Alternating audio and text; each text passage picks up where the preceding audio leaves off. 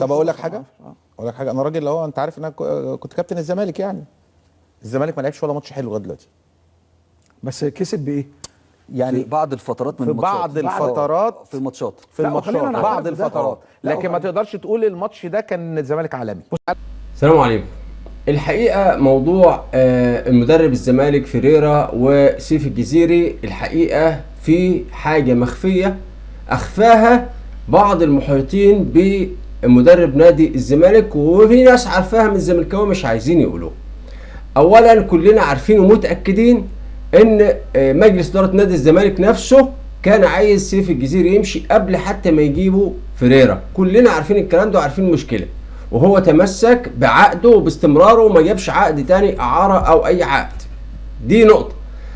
فاللي حصل ده في وجهة نظر الشخصية ومحدش يزعل مني، باتفاق مع مجلس إدارة نادي الزمالك، الهدف انه يبين لسيف الجزيري انه خارج تشكيلة نادي الزمالك لنهاية الموسم، او ان هو مش هيكون من ضمن اختياراته نهائي او ملوش مكان في الفريق، وبالتالي يضطر غصب عنه ان هو يشوف له مكان تاني او حتى يفسخ العقد، وده هو اللي عايزه الزمالك عشان بقية حقوق سيف الجزيري. للأسف في حاجات كتير في منظومة الزمالك لا زالت لم تتغير، منها حقوق اللاعبين ومستحقات اللاعبين ومستحقات المدربين اللي بيمشوا، اللي هم دايما ما بيقدروش يتحصلوا عليها من نادي الزمالك. وعايز اقول لفيريرا انت هتكون واحد من ضحايا الزمالك في الفترة الجاية القريبة جدا. مع كامل احترام الناس اللي بتقول الزمالك الزمالك لحد دلوقتي متصدر الدوري وكل حاجة بفارق مباراة عن النادي الاهلي، لكن تعالوا نتكلم كده بكل صراحة. هل اداء الزمالك قدام مودرن او قدام فاركو، اللي هو طلع الهجاص رضا عبد العال وقال اضعف فرق الدوري لما الاهلي فاز عليه؟ ماشي يا عم، هل دلوقتي هو اضعف فرق الدوري، ولا انت طلعت تقول ان فاركو كان مقفل وفريق قوي وفريق دفاعيا قوي؟ منتهى الاستعباط ومنتهى التضليل.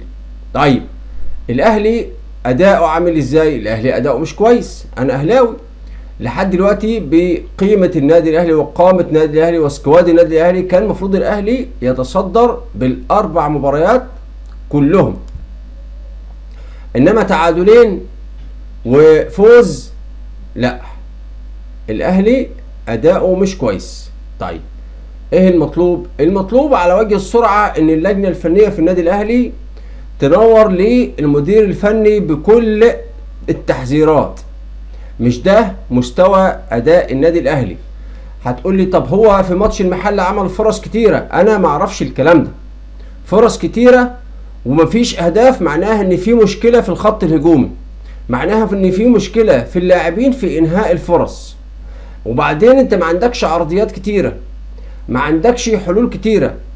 لازم تكون عندك حلول فردية كتيرة، عندك عرضيات وخلخلة للدفاع كتير. الاهلي لو قدر بيخطف جون في المباريات المقفلة يقدر بعد كده يخطف 2 و3 و4، لكن مع كامل الاحترام مفيش لمسة دلوقتي شفناها لحد دلوقتي لريبيرو المدير الفني للنادي الاهلي. اما المدير الفني لنادي الزمالك فمع كل الاحترام، ومع انه فاز في مباريات وتعادل مباراة وبيتصدر الدوري ب10 نقاط، يعني عنده 3 فوز وتعادل و10 نقاط، لكن انا بقول لك مع اول فريق قوي منظم هيقابل نادي الزمالك هتكون في مشكلة كبيرة جدا. مش بقلل من الكلام ده، الكلام ده كلام واقعي، انا بتكلم كلام واقعي. استنى لما الاهلي اما الزمالك يقابل فريق منظم وقوي دفاعيا وهجوميا هتشوف فيه مشكلة. كمان الاستمرارية، هل لو الزمالك اتغلب مباراة وده وارد، هل هيستمر يقدر يقوم من عصرته تاني ويقدر يكمل المنافسة؟ هل بيراميدز هيستمر على مستواه ده المتراجع طوال الموسم؟ اعتقد لا. ليه؟ ادارة بيراميدز عندها ناس بتبص للفريق كويس وبتتابع خطواته، واي دروب بيحصل هتلاقي فيه تدخلات مباشرة، تغيير مدرب، تنبيه على اللاعبين، استقدام لاعبين، هتلاقي الموضوع فيه شغل ومتابعة.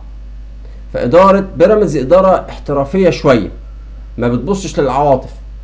فعشان كده بقول لك متوقع ان بيراميدز يعود مع باقي المباريات، وده مع عودة الاهلي وبيراميدز بيسبب ضغط شوية على الزمالك، واحنا كلنا متعودين وعارفين ان الزمالك لما بيكون في ضغط عليه بيبدأ يتراجع لان نفسه قصير في البطولات.